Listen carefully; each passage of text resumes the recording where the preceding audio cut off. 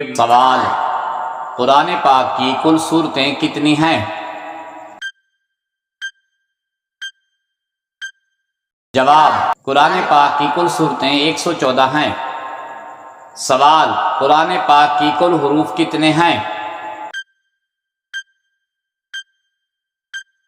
جواب: 3,23,760 ہیں۔ سوال: قرآن پاک کے کل رکوع کتنے ہیں؟ جواب: 540۔ سوال: قرآن پاک کی کل آیات کتنی ہیں؟ جواب: 6,666۔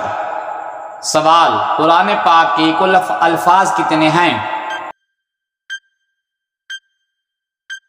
جواب: 86,400۔